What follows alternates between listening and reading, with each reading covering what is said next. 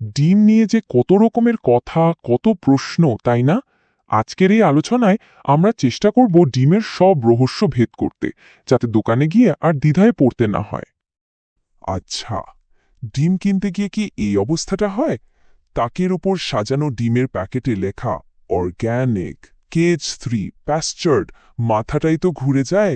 কোনটা কিনবেন, কোনটা ছেড়ে কোনটা নেবেন? চলুন আজই জটটা খোলা যাক। আজকের আলোচনায় আমরা ঠিক কি কি বিষয় নিয়ে কথা বলবো তার একটা ছোট্ট ঝলক দেখে নেওয়া যাক। প্রথমে আমরা ডিম নিয়ে কিছু ভুল ধারণা ভাঙব, তারপর প্যাকেটের গায়ে লেখা লেবেলগুলোর মানে বুঝব, মুরগির ডিম ছাড়াও আর কি কি অপশন আছে তা দেখব, আর সব শেষে কোলেস্টেরলের মতো গুরুত্বপূর্ণ বিষয়টাও আলোচনা করব। সব মিলিয়ে নিজের জন্য সঠিক ডিমটা বেছে নিতে যা যা জানা দরকার তার সবই থাকবে। তাহলে চলুন শুরু করা যাক একেবারে গোড়া থেকে। ডিম নিয়ে সবচেয়ে পরিচিত যে ভুল ধারণাটা আমাদের মধ্যে আছে, চলুন প্রথমে সেটাকেই ভেঙে ফেলি। এই ধারণাটা কিন্তু খুব কমন, তাই না? যে বাদামি ডিম মানেই সাদা ডিমের থেকে বেশি স্বাস্থ্যকর। কিন্তু সত্যিটা হলো খোসার রঙের সাথে পুষ্টির কোনো সম্পর্কই নেই। এটা পুরোটাই মুরগির জাতের ওপর নির্ভর করে।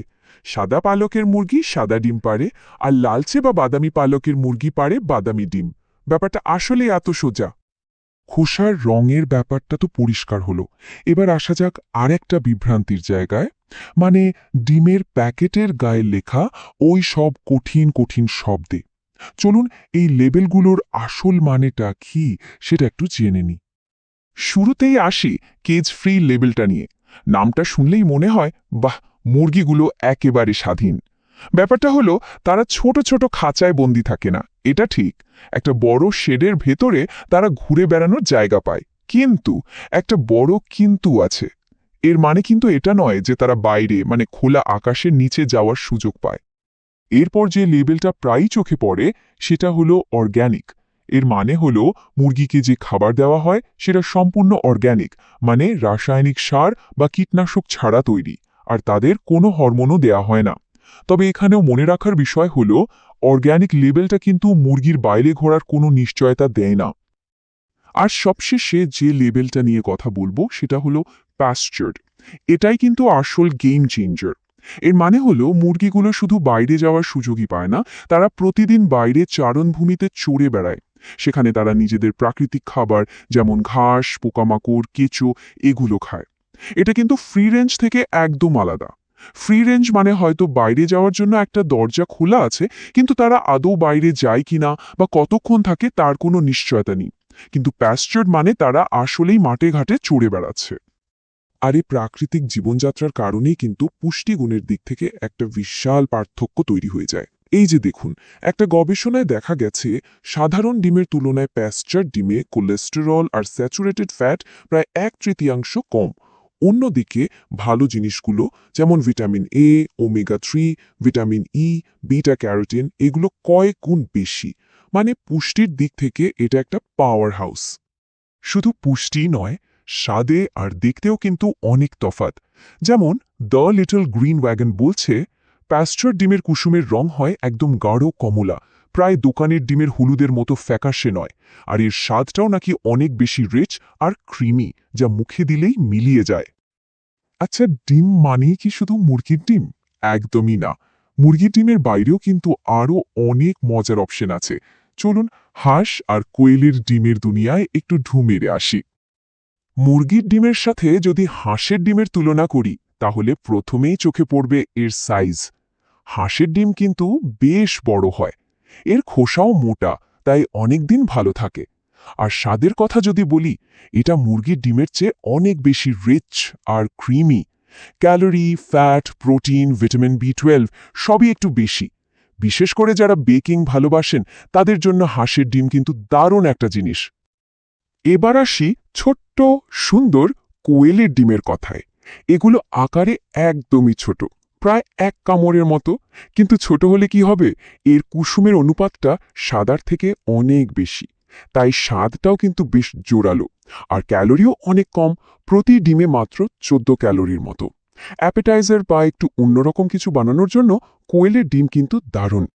রান্নার সময় হিসেবটা সহজ করার জন্য একটা কথা মনে রাখা যেতে পারে, সাধারণত একটা বড় মুরগির ডিমের সমান হতে প্রায় 4টে কোয়েলের ডিম লাগে। তো আমরা বিভিন্ন ধরনের ডিম নিয়ে কথা বললাম, কিন্তু সব ডিমের ক্ষেত্রেই একটা প্রশ্ন ঘুরে ফিরে আসে, আর সেটা হলো কোলেস্টেরল। এটা নিয়ে তো অনেক বিতর্ক। চলুন দেখি বিজ্ঞান আসলে কি বলছে এই বিষয়ে। এই প্রশ্নটা তো আমাদের সবার মনেই উকি দেয়, তাই না? যে ডিমের কুসুমে এত কোলেস্ট্রল, সেটা খাওয়া কি আদৌ নিরাপদ? এটাই কি তাহলে আসল ভিলেন? মজার ব্যাপার হলো, আধুনিক গবেষণা বলছে ব্যাপারটা ঠিক সেরকম নয়। মায়ো ক্লিনিকের মতো প্রতিষ্ঠানগুলো জানাচ্ছে, আমরা খাবার থেকে যে কোলেস্টেরল নিই, বিশেষ করে ডিম থেকে, সেটা আমাদের রক্তের কোলেস্টেরলের ওপর ততটা প্রভাব ফেলে না। এর চেয়ে অনেক বেশি ক্ষতিকর হলো স্যাচুরেটেড আর ট্রান্সফ্যাট জাতীয় খাবার। তাহলে হার্টের স্বাস্থ্যের জন্য কোনটা বেশি গুরুত্বপূর্ণ?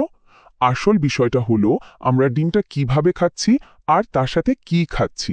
ধরুন, আপনি যদি মাখন দিয়ে ডিম ভাজেন আর সাথে বেকন বা সসেজ খান, তাহলে সেটা অবশ্যই ক্ষতিকর। কিন্তু তার বদলে যদি ডিমটা সিদ্ধ করে বা অল্প তেলে পোচ করে খাওয়া যায়, তাহলে সেটা অনেক স্বাস্থ্যকর একটা অপশন। তাহলে প্রশ্ন হলো, সপ্তাহে কয়টা ডিম খাওয়া যেতে পারে? আমেরিকান হার্ট অ্যাসোসিয়েশনের মতে একজন সুস্থ মানুষ সপ্তাহে 7টা পর্যন্ত ডিমের কুসুম খেতে পারেন। তবে যাদের হার্টের সমস্যা বা হাই কোলেস্টেরল আছে, তাদের জন্য এই সংখ্যাটা সপ্তাহে 4টের মধ্যে সীমাবদ্ধ রাখাই ভালো। তো এত সব তথ্যের পর আমরা এখন একদম শেষ পর্যায়ে চলে এসেছি। তাহলে সব মিলিয়ে নিজের জন্য সেরা ডিমটা কিভাবে বেছে নেওয়া যায়, চলুন একটা চূড়ান্ত সিদ্ধান্তে আসা যাক। এই টেবিলটা দেখলে পুরো ব্যাপারটা এক নজরে পরিষ্কার হয়ে যাবে। যদি পুষ্টি আর মুরগির ভালো থাকাটা আপনার কাছে সবচেয়ে গুরুত্বপূর্ণ হয়, তাহলে প্যাস্চার ডিম সেরা। যদি ওমেগা-3 পরিমাণ বাড়াতে চান, তাহলে ওমেগা-3 এনরিচ ডিম নিতে পারেন। আর রান্নার মধ্যে নতুনত্ব বা বিশেষ স্বাদ আনতে চাইলে হাঁস বা কোয়েলের ডিম তো আছেই। তাহলে শেষ কথা কি? সেরা ডিম কোনটা? সত্যি বলতে এর কোনো এক কথায় উত্তর নেই। সেরা ডিম সেটাই যেটা আপনার প্লেট, আপনার বাজেট আর আপনার ব্যক্তিগত মূল্যবোধ, এই তিনটের সাথেই খাপ খায়। তাই তথ্যগুলো জানুন, বুঝুন আর তারপর নিজের জন্য সেরা সিদ্ধান্তটা নিন।